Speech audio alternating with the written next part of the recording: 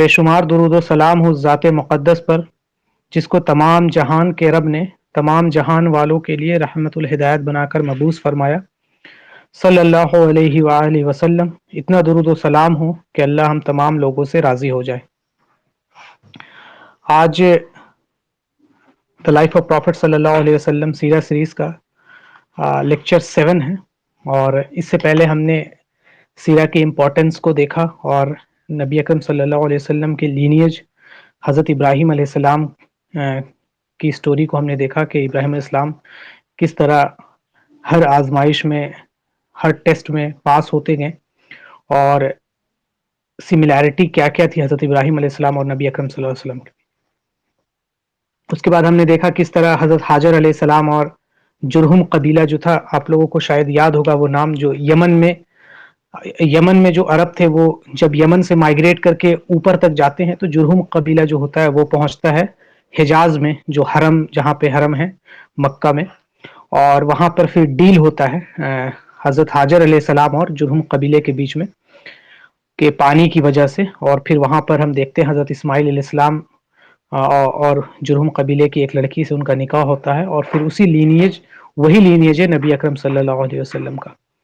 اس کے بعد ہم پھر دیکھتے ہیں کہ ایک انسان کا ہم نے نام پڑھا تھا جو عمرو بن لہی الخزائی، آپ لوگوں کو نام یاد ہوگا، جو خزاعہ، جو جرہم اور خزاعہ کے بیچ میں جو لڑائی ہوا تھا، تو خزاعہ جو جیت گیا تھا مکہ، تو اس کا جو لیڈر تھا عمرو بن لہی خزائی، تو اس کے بارے میں جیسے آپ نے جانا کہ بہت زیادہ جنرس، بہت اسٹرانگ، بہت رسپیکٹڈ تھا اپنے لوگوں کے بیچ میں۔ اور اس کے بعد کس طرح سے مکہ میں شرک داخل ہوتا ہے، یہ آپ لوگوں نے دیکھا کہ وہ سیریا جاتا ہے، شام سے مراد، جب ہم شام کہیں گے پورے سیریز میں تو اس سے مراد صرف سیریا نہیں ہوگا ماڈرن ڈے، بلکہ سیریا، فلسطین، لبنان اور جارڈن، یہ پورا علاقہ مل کے الشام بنتا ہے، اور اس کا سینٹر ہوتا تھا جیروسلم، بیت المقدس۔ تو جیسے ہی ہم الشام کہیں گے تو اس سے مراد آپ سمجھیے گا کہ یہ 4 کنٹری ہے، اس کو ملا کے کہا جا رہا ہے۔ تو عمرو بن لہی الخزائی جو ٹریول کرتا ہے شام سیریا میں، اور وہاں پر وہ اسے مورتی نظر آتا ہے، آئیڈلز جو ہوتے ہیں، وہ اس سے سوال کرتا ہے کہ یہ کیا ہے، تو وہاں کے لوگ بتاتے ہیں کہ ہم ان کو اللہ کے اور اپنے درمیان وسیلہ بناتے ہیں، انٹرمیڈیٹ بناتے ہیں، ہم اللہ سے ڈائریکٹ نہیں مانگتے ہیں، بلکہ ان سے کہتے ہیں کہ وہ اللہ سے ہمارے بہاف میں مانگے، وہ ہم اپیئر کرواتے ہیں ان کو اللہ کے بہاف سے۔ ہمیں بچوں کی ضرورت ہوتی ہے تو ہم اس آئیڈل کے پاس جاتے ہیں اور کہتے ہیں کہ تم اللہ سے مانگو ہمارے بہاف میں۔ اور عمرو بن جو لہی تھا، الخزائی تھا، وہ بہت زیادہ امپریس ہوتا ہے اور کہتا ہے ہمیں اسی چیز کی ضرورت تھی، ہمیں بھی چاہیے جو ہمارے رب سے ڈائریکٹ ہمارے لیے مانگ سکے۔ تو وہ اس مورتی کو، اس آئیڈل کو جس کا نام ہبل ہوتا ہے، وہ مکہ لے آتا ہے، اور الکعبہ حرم کے بیچ، الکعبہ کے بغل میں وہ اسے کھڑا کر دیتا ہے، اور اپنے لوگوں سے کہتا ہے کہ لوگوں، یہ وہ بت ہے یا یہ وہ مورتی ہے جس سے تم اللہ سے اپنے بہاف میں مانگ سکتے ہو، اور جو بھی تم مانگو گے اللہ تعالیٰ تمہیں دے گا، انٹرمیڈیٹ بنانا۔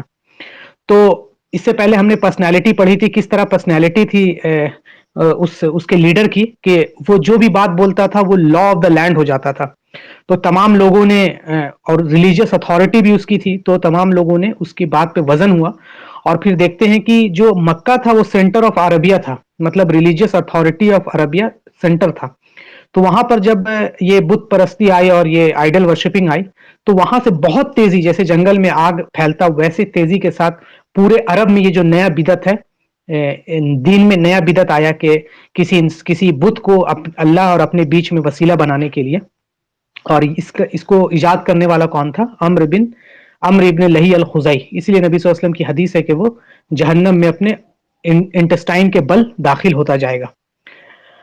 تو یہ پورا ایک تذکرہ تھا جس سے ہم دیکھیں کہ کس طرح جو عرب کا ریلیجیس کنڈیشن تھا، اس میں سب سے پہلے ایک توحید، جو ابراہیم علیہ السلام اور اسماعیل علیہ السلام نے توحید کی دعوت کو عام کیا اور اللہ کے گھر کو آباد کیا، اس کے بعد کس طرح سے اللہ کے گھر میں شرک کا داخلہ ہوتا ہے، اور اس کے لیے رسپانسبل عمرو بن لہی الخزائی ہوتا ہے۔ یہ ریلیجیس، آج جو ہمارا درس کا موضوع ہے کہ ریلیجیس بیک گراؤنڈ ان عربیہ، نبی اکرم صلی اللہ علیہ وسلم سے پہلے کا جو عرب تھا اس میں کون کون سے ریلیجن تھے، اس کا रिलीजियस बैकग्राउंड क्या रहा था।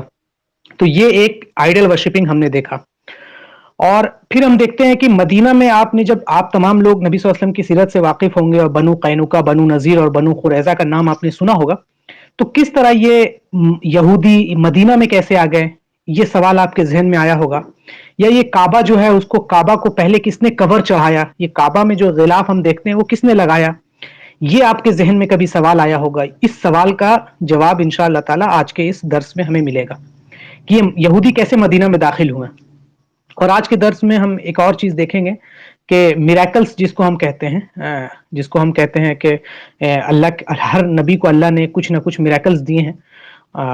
और नबी अकरम सल्लल्लाहु अलैहि वसल्लम को सिर्फ कुरान नहीं दिया है बल्कि और भी कई मिरेकल्स दिए हैं, जैसे कि चांद का दो टुकड़ा होना। और भी हम देखते हैं कि नबी अकरम सल्लल्लाहु अलैहि वसल्लम के ज़माने में कुछ मिरेकल्स, नबी सल्लल्लाहु अलैहि वसल्लम के ज़माने के बाद कुछ उनकी पेशन गोइयां हैं जो पूरी हो रही है, और उससे पहले भी कुछ है। तो वो भी इंशाअल्लाह ताला हम आज के दर्स में देखेंगे। तो हमने जो फर्स्ट लेक्चर में पढ़ा था कि यमन में एक डैम हुआ करता था, जो जिसको हिस्टोरियन ने बताया है कि ईसा अलैहिस्सलाम से करीब 1750 1750 ईयर्स पहले, बिफोर क्राइस्ट, ईसा अलैहिस्सलाम के आने से 1750 साल पहले यमन में एक डैम हुआ करता था। आज भी उसका 1/4 पार्ट स्टैंडिंग है। आप जो भी यमन अगर गया हो या जाने का हो तो वो देख सकता है कि कितना बेहतरीन इंजीनियरिंग हुआ था उस जमाने में। और बहुत सी चीजों का हमें ट्रेस मिलता है और बहुत सी चीजों का ट्रेस हमें नहीं मिलता है। मुसलमान जब ऐसी जगहों पे जाता है तो वो सिर्फ साइट सीइंग के लिए नहीं जाता है कि बस जैसे एफिल टावर को देख रहा है, नहीं, बल्कि वो ऐसी जगहों पे जाता है जहाँ पे वो फिर अल्लाह की वहदानियत उसकी उसके अंदर ताज़ा होती है। फिर वो कहता है कि अल्लाह का शुक्रिया कैसे अदा किया जाए, अल्लाह ने इतना बेहतरीन ये निज़ाम बनाया है। तो वो जो एक डैम था अपने आप में एक बहुत ही जबरदस्त डैम रहा था कि पूरा यमन, और उस जमाने में यमन पूरे अरब में सबसे पावरफुल किंगडम हुआ करता था। जैसे सूरह सबा में हम देखते हैं इसके बारे में। फिर वो डैम तबाह होने के बाद हम देखते हैं कि वहां से माइग्रेशन बहुत ज्यादा तादाद में शुरू हुआ कि हर लोग फिर माइग्रेट करके दूसरी दूसरी जगह जाना शुरू किए। कोई हिजाज पहुंचा, कोई शाम पहुंचा, कोई इराक पहुंचा, कोई मदीना यथरिब उस वक्त में था वहां पहुंचा। तो जो नरेशन में आता है वो करीब यही है कि 1750 के करीब जो है वो डैम हुआ करता था। मारिब भी उसका नाम है, अल मारिब। और उसका काम था कि वो रेन को कलेक्ट करता था वो डैम, और रेन को कलेक्ट करना। और उसके बाद हम देखें थे फर्स्ट लेक्चर में भी कि किस तरह वहां के लोगों के अंदर एक कितनी हरियाली थी उस डैम की वजह से। वहां का एक राजा हुआ करता था अम्र बिन आमिर। अम्र बिन आमिर, उसने एक ख्वाब देखा। इब्ने कसीर ने इसको रिवायत किया है अल बिदाया में कि उसने ख्वाब देखा, और वो ख्वाब ये देखा कि जो चूहे हैं, रैट्स हैं, वो डैम के बेस को खा रहे हैं मतलब।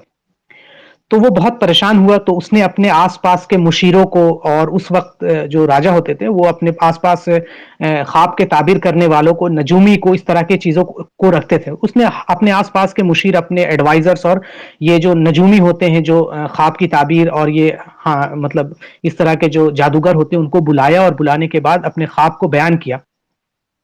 तो लोगों ने उसको बताया कि इस जो ख्वाब का मतलब है कि ये डैम टूटने वाला है, ये जो डैम है वो टूटने वाला है। तो राजा ने इस ख्वाब को बहुत ही सीरियस लिया, और सीरियस लेने के बाद उसने सोचा कि अब मैं यहां से भाग जाता हूं। तो लेकिन वो ऐसे नहीं भाग सकता था, तो उसने एक ट्रिक किया। ट्रिक ये किया कि अपने सबसे छोटे बेटे को कहा कि तुम राज दरबार में मुझे थप्पड़ मारना। अपने बेटे को बोला मुझे थप्पड़ मारना पब्लिक के सामने। ये उसका एक ट्रिक था। तो उसके बेटे ने थप्पड़ मारा तो राजा बहुत गुस्सा हुआ, और अरबों के अंदर ये बहुत ही अजीब चीज समझी जाती है कि उनके छोटे बड़े के ऊपर इस तरह की बात करें। ये एक मायूब चीज थी। तो राजा जो बादशाह था वो भड़क गया और कहा कि मैं ऐसी जगहों में नहीं रहना चाहता हूं जहां पे बड़ों की इज्जत नहीं होती। और एक ट्रिक के साथ वो निकल गया, और वो ट्रिक था कि वो भागना, और उसने अपने साथ अपने बहुत सारे बच्चों को, बीवियों को, और अपने मुशीर और अपने आसपास के लोगों को साथ में लेके निकल गया। और उसके बाद निकल जाने के बाद वो इराक पहुंचा। इराक उस जमाने में। तो پھر بعد میں وہ خواب جو ہے وہ صحیح ہوا اور وہ ڈیم تباہ اور بریک ہوا، اور اس کے بعد ایک ماس مائگریشن ہوا وہاں سے اور برباد ہوا۔ اس کے بعد عمرو بن عامر جو ہے عراق میں جا کے سیٹل ہوا، وہاں پہ پرسین کنگ جو تھا، جو اس وقت راجا تھا، وہ بہت زیادہ مطلب عامر کی طرف لینینٹ تھا، کیونکہ ان کے پہلے تعلقات تھے، اور جو پرسیا تھا اس زمانے میں جادو اور شرک اور اس چیز میں بہت زیادہ انوالو تھا۔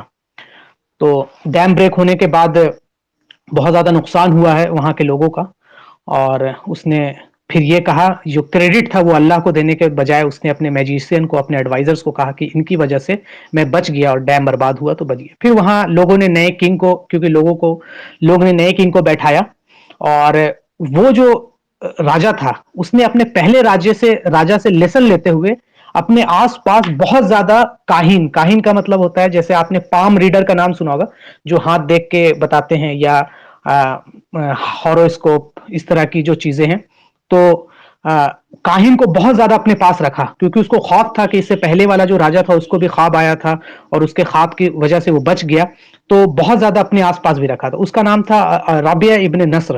اس نے بھی ایک خواب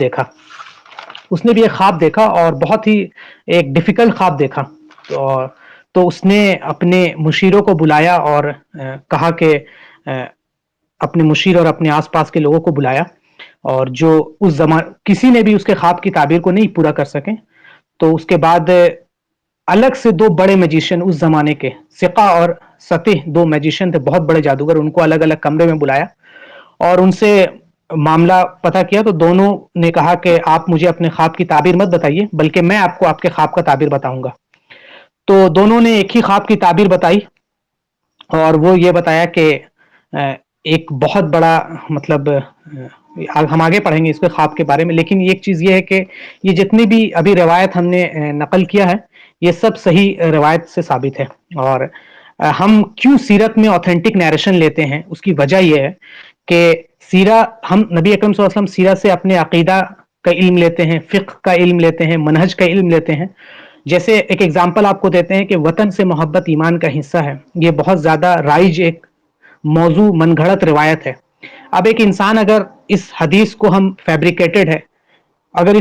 فیبریکیٹڈ ہے اور لوگ اس سے ایک فیلنگ فور مطلب ایک من گھڑن بات سے اپنا عقیدہ بلڈ کرتے ہیں، محبت جو ہے وہ ایک عقیدے کا پارٹ ہے کہ کس سے محبت کرنا اور کس سے نفرت کرنا ہے۔ اس طرح ہم دیکھتے ہیں کہ بڑھیا کا کچڑا پھینکنا، اس طرح کی جو من گھڑت روایت ہے نبی اکرم صلی اللہ علیہ وسلم کے اوپر مڑھی گئی ہے، کیونکہ مسلمان جو ہوتا ہے وہ نبی صلی اللہ علیہ وسلم کی زندگی سے منہج، اپنا عقیدہ، اپنا فقہ نکالتا ہے، تو اسی لیے اس طرح کی روایت بھی گڑھی جاتی ہے۔ تو ہمیں ایسے روایت سے بچنا چاہیے جو نبی اکرم صلی اللہ علیہ وسلم پر جھوٹ باندھتی ہو، اور ہمیں سیرت جو بھی بیان کرنی ہے وہ صحیح سند کے ساتھ جو روایت ثابت ہے اسے بیان کرنا چاہیے۔ اب جیسے وہ اپنے پاس بہت زیادہ یہاں پہ ایک اور بات جو باہر نکل کے آتی ہے کہ جو ہم لوگ میں سے کئی لوگ فارچون ٹیلر کے پاس جاتے ہیں کہ بھائی میرا قسمت بتا دو، یا ہاتھ دیکھنے والے کے پاس جاتے ہیں، یا جو نیوز پیپر میں ہاروسکوپ آتا ہے، کینسر اور لیبا، پتہ نہیں کیا کیا آتا ہے، اس کے بارے میں جو ہے کہ اگر کوئی بھی انسان کسی بھی فارچون ٹیلر کے پاس جاتا ہے، کسی بھی پام ریڈر کے پاس جاتا ہے، کسی بھی ہاروسکوپ پر یقین رکھتا ہے، تو ویسا انسان نے کفر کیا اور وہ انسان دائرہ اسلام سے باہر ہو جاتا ہے۔ بہت ہی امپورٹنٹ بات ہے، تو دھیان سے سنیں۔ اور کوئی آدمی بائی فن صرف مزہ لینے کے لیے جاتا ہے کہ چلو میں مزہ لینے کے لیے گیا ہوں، دیکھتے ہیں فارچون ٹیلر کیا بتاتا ہے، وہ یقین نہیں کرتا ہے، بس مزہ لینے کے لیے جاتا ہے۔ یا کوئی آدمی جسٹ فور فن، وہ نیوز پیپر کے آخری میں ہاروسکوپ آتا ہے تو ایک دوسرے ڈسکس کرتا ہے، ارے میرا تو کینسر ہے، تمہارا کیا ہے، جسٹ فور فن۔ تو ویسے انسان کے بارے میں ہے روایت میں کہ وہ اس انسان کی 40 دن کی نماز قبول نہیں ہوتی ہے، 40 دن کی نماز قبول نہیں ہوتی ہے۔ تو اگر کوئی مذاق میں بھی اس طرح کے کاہن کے پاس جانا، یا فارچون ٹیلر کے پاس، یا پام ریڈر کے پاس، یا ہاروسکوپ کا، تو وہ 40 دن کی نماز نہیں ہوتی، اور اگر کسی نے اس پہ یقین کر لیا تو وہ ویسا انسان دائرہ اسلام سے باہر ہو جاتا ہے۔ نبی صلی اللہ علیہ وسلم کی حدیث ہے کہ جس نے بھی کسی کاہن یا کسی کے اوپر کے پاس گیا اور اس پر یقین کیا تو اس نے کفر کیا اس پر جو نبی اکرم صلی اللہ علیہ وسلم پر نازل ہے۔ تو ویسا انسان کا نکاح بھی ٹوٹ جائے گا، اس انسان کو پھر سے شہادہ پڑھنے کی ضرورت ہے اور اپنے ایمان کو پھر سے رینیو کرنے کی ضرورت ہے۔ تو جو خواب دیکھا تھا راجا نے وہ یہ تھا کہ کچھ پتلے اسکین کے اسکل یا ایک دم ڈاٹ اسکین ہیں، وہ حبشہ سے اٹھے ہیں اور یمن پر اٹیک کر رہے ہیں۔ تو राजा को राजा ने बहुत ज्यादा परेशान हुआ, तो उसके काहिन लोग बताएं, वो बताएं कि एक राजा उठेगा और यमन को अटैक करेगा। तो बादशाह बोला कि मतलब, और बोला कि वो ज्यादा दिन रूल नहीं करेगा। तो बोला कितना दिन रूल करेंगे? तो कहा कि 70 ईयर्स रूल करेंगे, और उसके बाद जो काहिन है वो बता रहे हैं उसके बाद एक जमाना आएगा जिसमें एक नबी जाहिर होगा। उस राजा को कौन बता रहा है? अ, काहिन बता रहे हैं कि एक जमाना आएगा जिसमें एक नबी जाहिर होंगे, और वो नबी खातिमुल अंबिया होंगे। दूसरी रिवायत से आता है कि वो खातिमुल अंबिया होंगे, और वो नबी फिर दिन से लेके आखिरी दिन कयामत की सुबह तक उस नबी की हुकूमत होगी, मतलब उनकी शरीयत चलेगी। तो राजा भी टेंशन में आ गया कि क्या मतलब, क्या जमाना एंड हो सकता है? उस जमाने में ये तस्वर नहीं था कि उनके उनके नजदीक के क्या ये जमाना एंड हो सकता है। तो बोले हाँ, ये मैंने जिनों से सुना है और जिनों ने फरिश्तों से सुना है। तो राजा बहुत ज्यादा डर गया, और डरने के बाद वो डिसाइड किया कि मैं यमन छोड़ देता हूं। तो राबिया इब्न नसर था, वो यमन को छोड़ दिया और इराक चला गया। उसके बाद लोगों ने एक दूसरे बादशाह को वहां पर बिठाया, तुब्बा, असद कहा जाता है उसको, असद अल हुमेरी, तुब्बा। वो वो यमन पे रूल करने लगा। और यमन, मैंने जैसे बताया कि बहुत ज्यादा पावरफुल किंगडम हुआ करता था अरब में। उस राजा को ट्रैवल करना बहुत पसंद था, ट्रेड करना बहुत पसंद था। उसका किंगडम भी बहुत स्ट्रांग हुआ करता था, सब उससे डरते थे। मतलब उस बादशाह से सब डरते थे पूरे अरब में, क्योंकि एक बहुत पावरफुल किंगडम था उसका। तो आज के किंग की तरह नहीं कि मतलब आज का किंग तो मिस्कीन होता है कि वो लोगों से डरता है। कहीं जाने से पहले 100 तरह के प्रोटोकॉल्स और पूरा जमीन खाली कराना, हर तरह के सिक्योरिटी कैमरा, उनसे ज्यादा तो मतलब कह सकते हैं कि आजाद हम लोग हैं किसी राजा से। तो उस जमाने के आज के राजा राजा के जैसा वो राजा नहीं हुआ करते थे पहले के जमाने में, बल्कि लोग उनसे डरते थे, खौफ खाते थे, और दूसरे राजा के किंगडम आज तो लोगों से खाते हैं। तो यमन से आप देखेंगे, यमन सबसे नीचे पार्ट में, सदर्न अरबिया, और शाम जो है वो ऊपर में है एकदम, अरब के सबसे ऊपर चोटी में। तो नीचे से ऊपर जाने में बीच में एक जगह पड़ता था यथरिब। यथरिब जिसको हम आज मदीना के नाम से जानते हैं। इसमें भी एक हुक्म है, मैं इंशाल्लाह उसको भी आपके सामने जिक्र करूंगा, कि नबी अकरम सल्लल्लाहु अलैहि वसल्लम ने यथरिब का नाम मदीना बदल के रख दिया है। तो अब कोई अगर यथरिब को मदीना को यथरिब बोलेगा, जैसे हम बोल रहे हैं तो हिस्टोरिकल बात को समझाने के लिए बोल रहे हैं, लेकिन कोई अगर यथरिब को मदीना को यथरिब बोलेगा तो वो गुनाहगार है, उसको इस्तिगफार करने की जरूरत है। ये नबी सल्लल्लाहु अलैहि वसल्लम की हदीस से साबित है, क्योंकि नबी सल्लल्लाहु अलैहि वसल्लम ने कहा है कि ये मदीना तैयबा अब नाम इसका है, और वो लोग इसको यथरिब बोलेंगे। किसके बारे में नबी सल्लल्लाहु अलैहि वसल्लम ने मुखातिब होकर कहा? मुनाफिकीन के बारे में। तो आज के जमाने में अगर कोई यथरिब बोलता है मदीना को, तो वो गुनाहगार होता है। और हम देखते हैं आज कुछ ला इल्म वाले लोग नात पढ़ते हैं यथरिब के हवाले से, और नशीद पढ़ते हैं जिसमें यथरिब वर्ड यूज करते हैं, वो गुनाहगार हैं नबी सल्लल्लाहु अलैहि वसल्लम की हदीस के हवाले से। तो वो जो राजा था तुब्बान तुब्बान सब्बान जो कहते हैं, असद अल हुमेरी, वो यमन से जाता है सीरिया और बीच में पड़ता है मदीना। तो उसने अपने बेटे को वहां पे छोड़ दिया, और छोड़ दिया ताकि उसका बेटा वहां तिजारत करे, लोगों से घुले मिले। और वो गया कि वापसी जब होगी शाम से, तो अपने बेटे को वो लेता हुआ जाएगा। लेकिन उसका बेटा थोड़ा, अब बादशाह का बेटा है तो थोड़ा पब्लिक से हार्श डील करना शुरू किया। और वहां यथरिब में, जो मदीना में जो कबीले थे, वो आप जान लेंगे, बहुत बार आएगा ये कबीला का नाम, औस और खजरज, बहुत बार आएगा। तो औस और खजरत के बारे में बहुत इंटरेस्टिंग बात है कि इनको लड़ना बहुत पसंद था, बहुत पसंद था। अगर कोई नहीं होगा तो ये आपस में लड़ेंगे, और अगर कोई थर्ड पार्टी आ गया तो दोनों यूनाइट होकर उससे लड़ेंगे। फिर वो थर्ड पार्टी अगर चला गया तो फिर आपस में लड़ेंगे, और फिर कोई थर्ड पार्टी आ गया तो वो उससे लड़ेंगे। तो उनको लड़ना बहुत पसंद था, और अगर सेकंड पार्टी भी चला गया तो फर्स्ट ही में आपस में लड़ेंगे। मतलब लड़ने का इनको इतना ज्यादा वो था। और दूसरी बात है कि इनके अंदर वो भी जेनरसिटी बहुत ज्यादा, मतलब मेहमान नवाजी का भी बड़ा वो था। तो बहुत इंटरेस्टिंग कबीला था ये। तो जब उसके बाप को पता चला, जो बादशाह था तब्बान को, कि मेरे बेटे को कत्ल कर दिया है, तो बहुत गुस्सा हुआ, और वो मदीना में अटैक करने के लिए आर्मी भेजा। तो उसके कुछ सोल्जर गए, तो उन सोल्जर को भी मार दिया। तो और ज्यादा गुस्सा हुआ कि मुझे, मेरे बेटे को भी मार दिया और मेरे सोल्जर को भी मार दिया। तो उसने अटैक कर दिया, और बहुत ज्यादा एक कह सकते हैं कि दोनों के बीच में एक जंग शुरू हो गई, मदीना और मदीना के लोगों में और جو بادشاہ تھا اسد الحمیری کے بیچ میں، وہ جنگ شروع ہو گئی۔ اور ایک اور انٹرسٹنگ بات یہ تھا کہ صبح میں، دن میں وہ لوگ لڑائی کرتے تھے مدینہ والے بادشاہ سے، اور رات میں ان کو کھانا کھلاتے تھے۔ تو وہ بھی بہت زیادہ امپریس ہوا کہ یہ کیسے لوگ ہیں کہ دن میں لڑتے بھی ہیں اور رات میں کھانا بھی کھلاتے ہیں۔ تو وہاں پہ کچھ یہود تھے، مطلب آپ سمجھے کہ عرب کا تو سمجھ میں آتا ہے کہ یمن میں ڈیم ٹوٹ گیا، ڈیم ٹوٹنے کی وجہ سے ایک ماس مائگریشن ہوا تو یمن میں عرب پہنچے، لیکن وہاں یہودی کیا کر رہے تھے؟ تو وہ یہودی جو تھے وہ شام سے آئے تھے۔ تو ایک بہت بڑا سوال ہوتا ہے کہ وہاں یہودی، مدینہ میں یہودی کیا کر رہے تھے، کیا ان کا کیا معاملہ تھا؟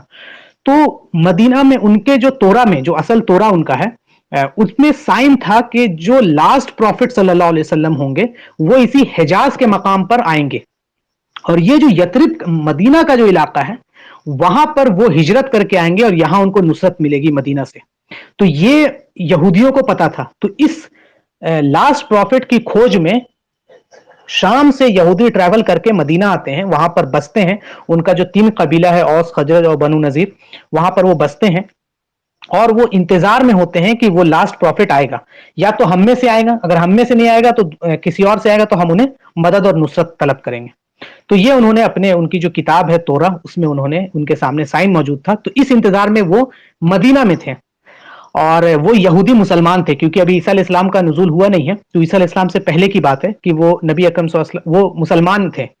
تو وہ یہودی لڑائی میں انوالو نہیں ہوئے، وہ یہودی لڑائی میں انوالو نہیں ہوئے، بلکہ یہ جو لڑائی چلتا گیا، تو ثبات تو جو تھا، جو اسد الحمیری تھا، وہ پہلے سے ہی امپریس تھا عرب سے، کیونکہ وہ دن میں لڑتے تھے اور رات میں ان کو کھانا دیتے تھے۔ جو علماء آف یہود تھے، جو اس وقت مسلم تھے، وہ گئے راجا کے پاس اور کہا کہ تم یہ جو سٹی ہے، یہ مدینہ ہے، اس پہ تم حملہ مت کرو، کیونکہ یہ پرومسڈ لینڈ ہے جہاں پہ آخری پروفٹ صلی اللہ علیہ وسلم آنے والے ہیں، اور ہمارے کتابوں میں ان کا ذکر ہے اور یہی سائن ہے۔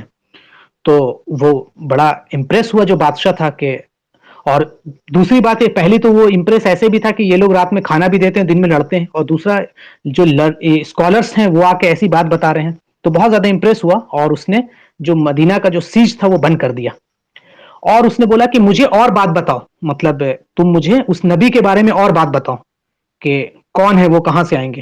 تو پھر انہوں نے بتایا کہ وہ آخری نبی ہوں گے اور ان کا نام احمد ہوگا، دوسری روایت میں آتا محمد ہوگا۔ ابن کثیر میں روایت ہے، صحیح روایت ہے کہ وہ جو بادشاہ تھا اسد الحمیری، وہ نبی اکرم صلی اللہ علیہ وسلم کے بعثت ہونے سے پہلے نبی اکرم صلی اللہ علیہ وسلم پر ایمان لانے والا سب سے پہلا بندہ تھا۔ اس نے کہا کہ میں ایمان لاتا ہوں، میں ایمان لاتا ہوں احمد کے اوپر۔ جو اسد الحمیری تھا، یہ نبی صلی اللہ علیہ وسلم کا میریکل ہے، ایک اللہ نے جو ان کو دیا ہے کہ نبی اکرم صلی اللہ علیہ وسلم کی ابھی بعثت ہوئی نہیں ہے، اس سے پہلے ہی وہ جو بادشاہ تھا وہ نبی اکرم صلی اللہ علیہ وسلم پر ایمان لاتا ہے، اور ایمان لانے کے بعد کہتا ہے کہ اگر میری عمر اتنی ہو کہ میں نبی اکرم صلی اللہ علیہ وسلم کے احمد کے زمانے تک ہوتا تو میں ان کا سپورٹر بنوں گا، اور میں تلوار کے ساتھ ان کے ساتھ جہاد کروں گا، اور ان کے ہر غم میں میں ساتھ دوں گا اور ان کا سپورٹر بن کے رہوں گا۔ یہ اسد الحمیری کہتا ہے، اور نبی اکرم صلی اللہ علیہ وسلم پر یہ ایمان لے آتا ہے۔ پھر وہ دونوں علماء کو اپنا ایڈوائزر بنا لیتا ہے، جو جوئس کے جو ریبیز تھے ان کو اپنا ایڈوائزر بناتا ہے کہ تم میرے ایڈوائزر رہنا، تاکہ، اب یہاں پہ کہا تاکہ میں مجھے سکھاؤ کہ میں شریعت سے کیسے رول کر سکتا ہوں۔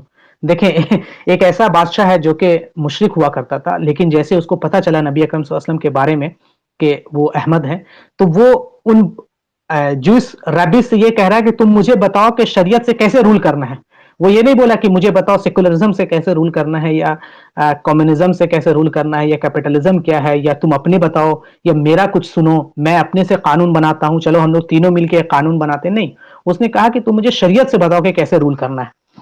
اور پھر وہ دونوں ربیز کو، جو یہودی کے قبیلے تھے، ان کو یہودی کے جو ریبیز تھے، اسکالر تھے، ان کو اپنے پاس رکھتا ہے، اور پاس رکھنے کے بعد وہ ان کے ساتھ پھر آگے بڑھتا ہے، مطلب مدینہ سے نکل کے۔ تو اب جب یہ آگے بڑھتا ہے تو ان کا ایک راستے میں ایک ٹرائب ہوتا ہے حوازن، حوازن ٹرائب کے ساتھ اس کا سامنا پڑتا ہے۔ تو حوازن ٹرائب کو مسئلہ ہوتا ہے مکہ کے لوگوں کے ساتھ، تو وہ چاہتا ہے کہ کوئی لڑائی پیدا ہو جائے، تو وہ چاہتا ہے کہ اسد جو ہے، اسد الحمیری، اس کی لڑائی ہو جائے مکہ والوں سے۔ تو وہ سیدھا سیدھا لڑ نہیں پاتا ہے، تو وہ ایک ٹرک چلتا ہے، وہ یہ کہتا ہے کہ ایک شہر ہے مکہ، وہاں پر بہت زیادہ مطلب ویلی ہے جو سونے سے بھرا ہوا ہے، بہت زیادہ خزانہ، بہت زیادہ گولڈ ہے، تو تم جاؤ اور تم جا کے لے سکتے ہو۔ تو وہ جاتا ہے اور سوچتا ہے میں جا کے لے لوں، مکہ جانے لگتا ہے۔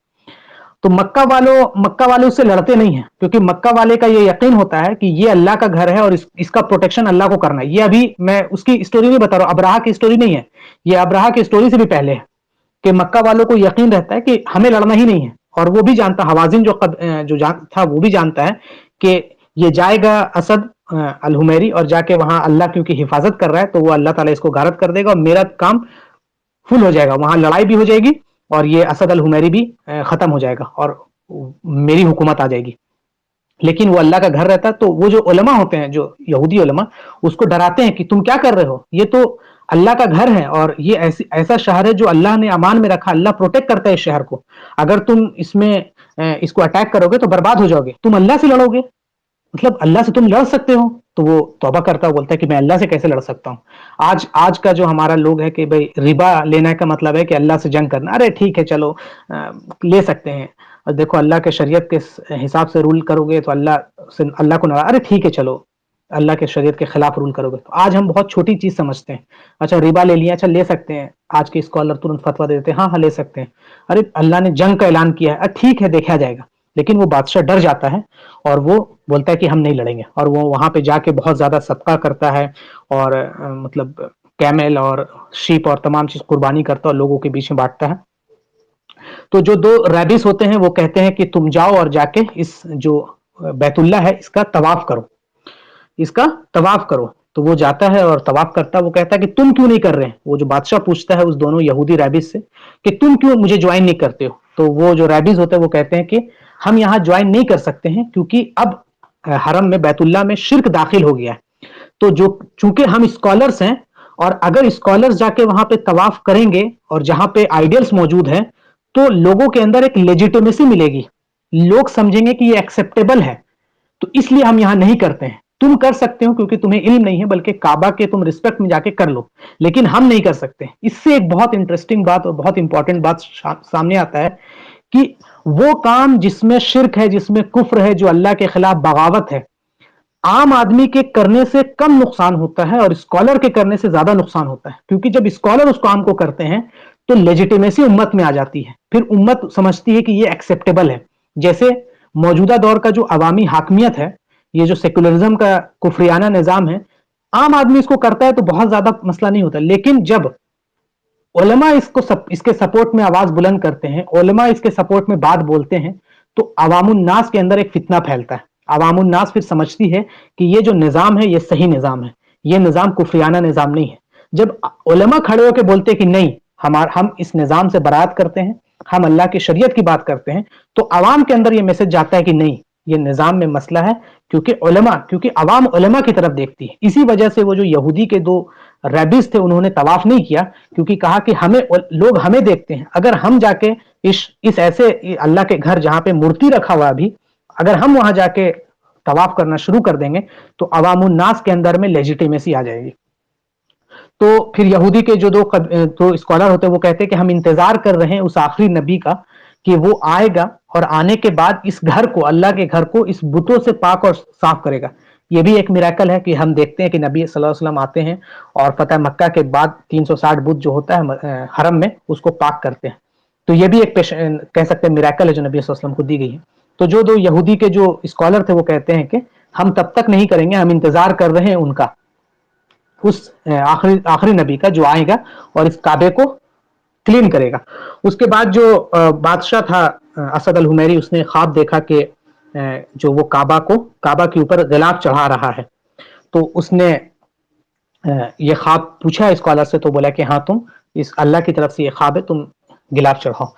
تو پھر اس کے بعد سے یہ سننا ہو گیا کہ کعبہ کے اوپر غلاف چڑھانے کا۔ اسی نبی صلی اللہ علیہ وسلم کی ایک حدیث ہے کہ ڈونٹ کرس اسد الحمیری، اسد الحمیری کو لعنت نہ کرو کیونکہ وہ ہے جس نے کعبے کے غلاف کا معاملہ ہوا۔ ایک اور روایت میں آتا ہے کہ وہ بہت پائس تھا، حضرت عائشہ کی روایت ہے الحاکم کی کہ وہ بہت پائس انسان تھا۔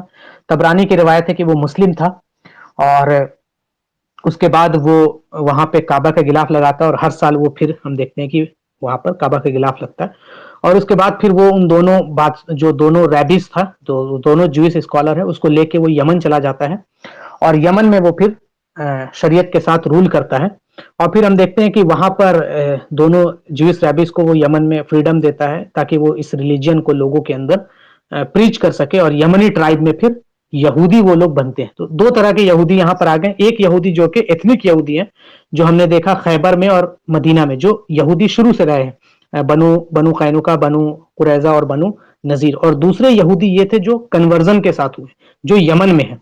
یہ ایتھنیکلی عرب ہیں لیکن بائی ریلیجن یہودی ہیں. تو انہوں نے یہودی فیتھ کو یہ اپنا لیا. تو یہ وہ پورا اسٹوری تھا جس سے ہمیں پتا چلا کہ نبی اکرم صلی اللہ علیہ وسلم سے پہلے 3 طرح کے مذاہب عرب میں رائج تھے. ایک بت پرستی کیسے آیا، تو ہم نے دیکھا کہ جو خزاعہ کا جو لیڈر تھا عمرو ابن خزئی، اس نے بت پرستی شام سے لایا. دوسرا یہودی قبیلہ. تو یہودی قبیلہ کہاں سے آیا، تو وہ شام سے آیا ہے. نبی صلی اللہ علیہ وسلم کے نشانیوں کو سرچ کرتے کرتے کرتے کہاں پہنچ رہا ہے، یترب پہنچتا ہے، مدینہ پہنچتا ہے. اور اس کے بعد پھر وہ بادشاہ کے اسلام لانے کے بعد وہ یمن جاتے ہیں، اور یمن میں وہاں پر لوگ یہودی ہوتے ہیں. اور تیسرا جو ہے وہ ہے کرسچینٹی، کہ عیسائیت کیسے داخل ہوتی ہے عرب میں. تو ان شاء اللہ تعالیٰ جو ہمارا اگلا لیکچر ہوگا اس میں ہم عیسائیت کے بارے میں پڑھیں گے کہ عیسائیت کیسے عرب میں داخل ہو رہی ہے. تو آج کا جو ہمارا لیکچر ہے یہیں پر ختم ہوا ہے. اور دوسری بات یہ ہے کہ ہم سیرت کیوں پڑھتے ہیں، یہ بار بار میں ریپیٹ کر رہا ہوں کہ سیرت ہم اس لیے پڑھتے ہیں تاکہ ہمارے دل میں نبی اکرم صلی اللہ علیہ وسلم کی محبت اور بڑھے. اور ہم نبی اکرم صلی اللہ علیہ وسلم سے محبت تب تک نہیں کر سکتے جب تک ہم نبی اکرم صلی اللہ علیہ وسلم کے بارے میں جانے نہیں. بغیر جانے محبت نہیں ہو سکتا. تو جتنا زیادہ ہم نبی صلی اللہ علیہ وسلم کے بارے میں جانیں گے اتنا زیادہ ہمیں نبی صلی اللہ علیہ وسلم سے محبت ہوگی، اور جتنا زیادہ نبی صلی اللہ علیہ وسلم سے محبت ہوگی اتنا زیادہ اللہ سے محبت ہوگی. اور دین کا جو اثاثہ ہے وہ نبی صلی اللہ علیہ وسلم کی محبت کے ساتھ ہے. اگر کوئی ایسا عمل ایک انسان کرتا ہے جس میں نبی کی محبت نہ ہو تو وہ قابل قبول نہیں ہے، چاہے وہ انسان دنیا کا سب سے بڑا نمازی، سب سے بڑا غازی اور سب سے بڑا صدقہ کرنے والا کیوں نہ ہو. اگر نبی کی محبت سے اس کا دل خالی ہے تو وہ تمام عمل بیکار ہے. جیسے کہ علامہ اقبال نے جو کہا ہے کہ ان کا جو شعر ہے کہ تو مطلب نبی اکرم صلی اللہ علیہ وسلم کا اگر تو ہو جاتا ہے تو پھر یہ قلم چیز ہے کہ یہ جہاں چیز ہے کہ لوح و قلم تیرے.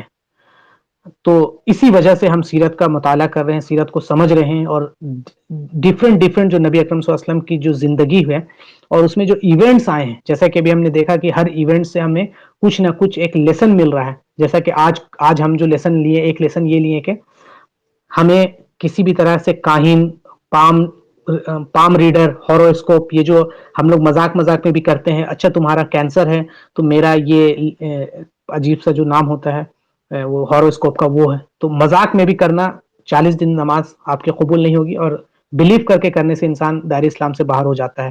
اور ہم نے دوسری چیز یہ سیکھی کہ کس طرح سے لیجیٹیمیسی، علماء لیجیٹیمیسی پرووائڈ کرتے ہیں، وہاں سے ہمیں ایک لیسن یہاں پہ ملتا ہے. اس کے بعد کس طرح سے شریعت کا جو نبی صلی اللہ علیہ وسلم کے میریکلز ہم نے دیکھے کہ ایک انسان نبی صلی اللہ علیہ وسلم کے پہلے، ان کے نبی صلی اللہ علیہ وسلم کے بعثت سے پہلے نبی صلی اللہ علیہ وسلم پر ایمان لاتا ہے. اور ایک اور امپورٹنٹ چیز آپ کو بتا دیں کہ آج بھی بہت سے لوگ جو دائی ہوتے ہیں، جو دین کی دعوت دیتے ہیں، وہ بڑے شان سے کہتے ہیں کہ وی بلیو ان بائبل. نہیں، یہ غلط بات ہے. بائبل جو ہے وہ ڈسٹارٹیڈ فارم ہے، اس کا انجیل سے کوئی تعلق نہیں ہے. اور جو آج کا اولڈ ٹیسٹمنٹ ہے وہ اس کا تورا سے کوئی تعلق نہیں ہے. انجیل وہ ہے جو عیسیٰ علیہ السلام پہ نازل ہوا ہے، اور نیو ٹیسٹمنٹ وہ ہے جو کہ انسانوں نے لکھا ہے اس کو. اور ہو سکتا ہے کہ سم ایسپیکٹس آف انجیل موجود ہو، لیکن انجیل اور نیو ٹیسٹمنٹ، آج کا جو بائبل ہے اس کا کوئی تعلق نہیں ہے. اور آج کا جو اولڈ ٹیسٹمنٹ ہے اور جو تورا ہے جو حضرت موسیٰ علیہ السلام پہ نازل ہو، اس کا کوئی تعلق نہیں ہے. تو ہم لوگ کئی بار اس بات کو کہہ دیتے ہیں، تو ہمیں یہ بھی سمجھنا ہے ہاں ہم انجیل پر ایمان لائے ہیں اور تورا پہ ایمان لائے ہیں، لیکن اولڈ ٹیسٹمنٹ جو بائبل اور نیو ٹیسٹمنٹ، اولڈ ٹیسٹمنٹ یہ جو ہے اس پر ہم ایمان نہیں لائے، کیونکہ یہ انسانوں کا لکھا ہوا ہے. اس میں بہت زیادہ چینجز ہے، اپنے من کے مطابق چینجز ہے، جو دل کیا وہ چینج کر دیا، جو دل کیا وہ چینج نہیں کیا. اور الگ الگ پرنٹ والے ورژن میں الگ الگ چیپٹرز ہیں، تو یہ بھی ہمیں سمجھنا ہے. جزاک اللہ خیر. آپ تمام لوگوں کا بہت بہت شکریہ. آپ تمام لوگ اس لنک کو شیئر بھی کریں، ریکارڈنگز بھی شیئر کریں اپنے گھر والوں کے بیچ میں، اپنے دوستوں کے بیچ میں، تاکہ اور بھی لوگ نبی صلی اللہ علیہ وسلم کی سیرت سے جڑ سکے اور آپ ثواب اس سے حاصل کر سکیں۔ اللہ تعالیٰ سے دعا ہے کہ اللہ تعالیٰ ہم تمام لوگوں کو کہنے سننے سے زیادہ عمل کی توفیق دے۔ السلام علیکم ورحمۃ اللہ وبرکاتہ۔